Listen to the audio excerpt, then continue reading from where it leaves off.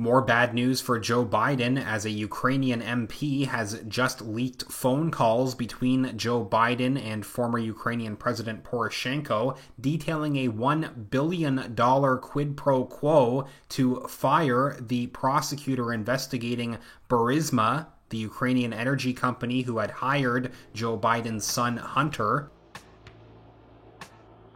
Ukrainian news agency reporting on these newly leaked phone calls allegedly between Biden and Poroshenko. Title: International Corruption and Treason. Derkach unveiled conversations of voices similar to Poroshenko and Biden.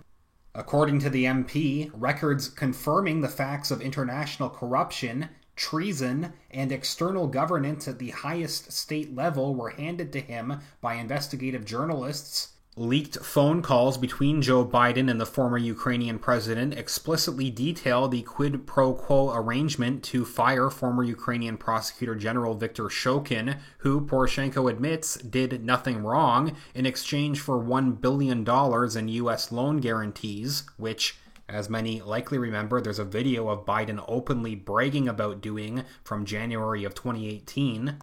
The calls were leaked by Ukrainian MP Andrei Derkach, who says that the recordings of, quote, voices similar to Poroshenko and Biden were given to him by investigative journalists who claim Poroshenko made them. Shokin was notably investigating Burisma, the Ukrainian energy company that hired Biden's son, Hunter, to sit on its board.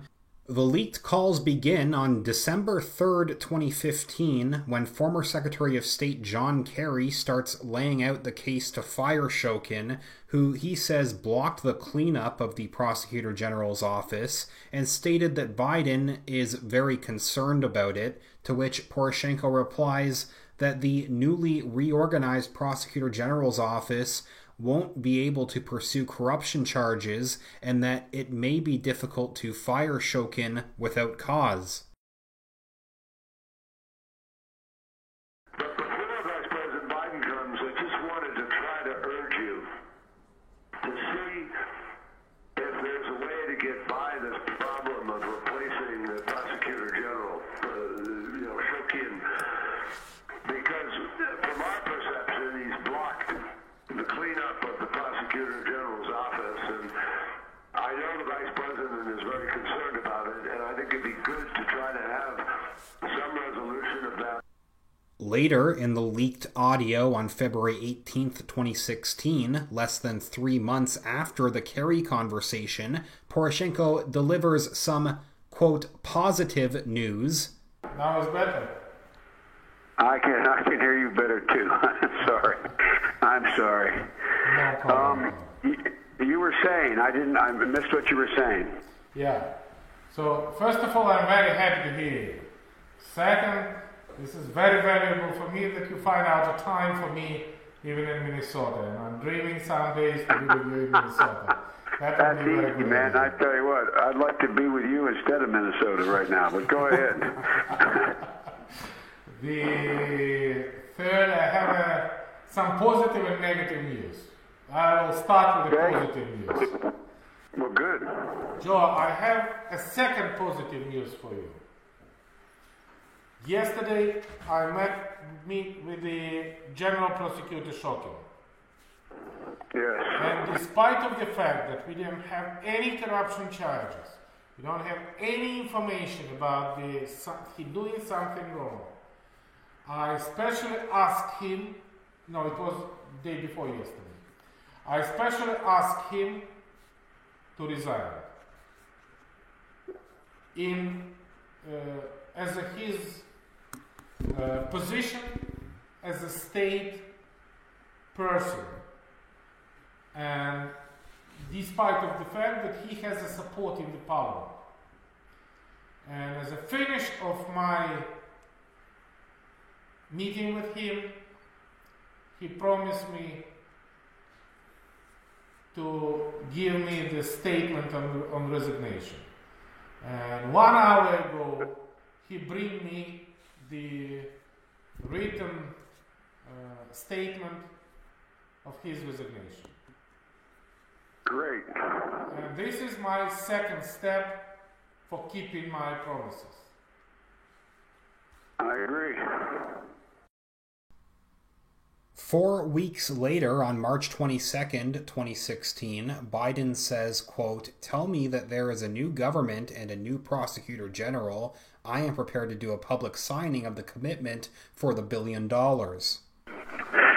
Mr. President Joe Biden, how are you? Very well indeed. All the time when I hear your voice, it's a great pleasure for me.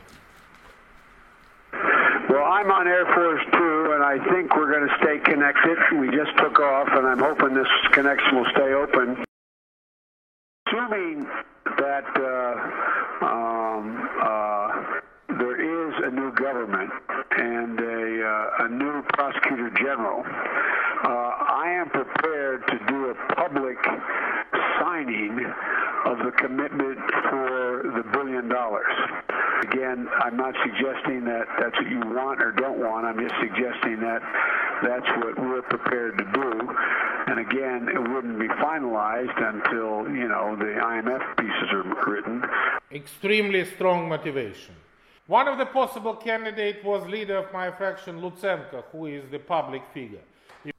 Then on May 13th, 2016, Biden congratulates Poroshenko on getting the new prosecutor general, saying it will be, quote, "critical for him to work quickly to repair the damage Shokin did. And I'm a man of my word," Biden adds, and now that the new prosecutor general is in place, we're ready to move forward to signing that $1 billion loan guarantee. Mr. President Joe Biden, how are you? Very well indeed. As usual when I hear your voice. Thank you very Well, much. you are doing very well. Congratulations on getting the new prosecutor general. I know there's a lot more that has to be done, but I really think that's good, and I understand you're working with the Rod in the coming days on a number of additional laws to secure the IMF. But congratulations on installing the new prosecutor general. It's going to be critical for him to work quickly to repair the damage Shokin did. And I'm a man of my word. And that now that the new prosecutor general is in place, we're ready to move forward in signing that new $1 billion loan guarantee. And I don't know how you want to go about that. I'm not going to be able to get to Kyiv anytime soon, meaning the next month or so. And I don't know whether you could either sign it with our ambassador, or if you came here, we could sign it, or if you want, we're inviting Groisman here later. I'm going to be talking to him later this morning, not for that purpose. We're inviting him to Washington, and so I'll leave it up to you as to how you want that done and when you want it done. First of all, thank you very much indeed for these words of support. Believe me that it was a very tough challenge and very difficult job. Article notes that Shokin, meanwhile, filed a criminal complaint against Biden in Kiev this February, in which he writes that during the period of 2014 to 2016, the Prosecutor General's Office of Ukraine was conducting a preliminary investigation into a series of serious crimes committed by the former Minister of Ecology of Ukraine, Zlochevsky, and by the managers of the company Burisma Holdings Limited, the board of directors of which included, among others, Hunter Biden, son of Joe Biden. Also already mentioned how earlier this year, Greek law enforcement started investigating an attempted mercury poisoning against Viktor Shokin. Shokin himself has suggested that Joe Biden may have been behind the attempt. Also interesting that John Kerry is included with Biden in these newly leaked phone calls. John Kerry has claimed that he wasn't aware of Hunter Biden's Burisma work in Ukraine.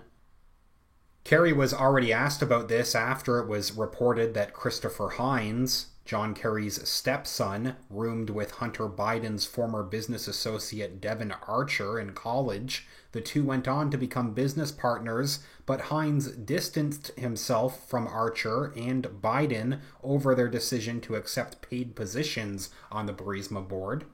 So while we're still waiting to completely verify the authenticity of these phone calls, the mainstream media's silence so far does seem telling.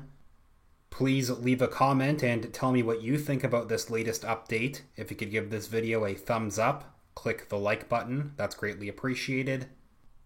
A huge thank you again, everybody who has been supporting the channel over at Patreon or PayPal. Even a few dollars makes a huge difference, helps me keep talking about these issues. Patreon.com/realityreader or paypal.me/realityreader. Both of those links are down in the video description where you can support this channel directly. And another reminder, you can also follow me over on Twitter for more updates. @realityreader is my name over on Twitter. I will follow up soon. Thanks again.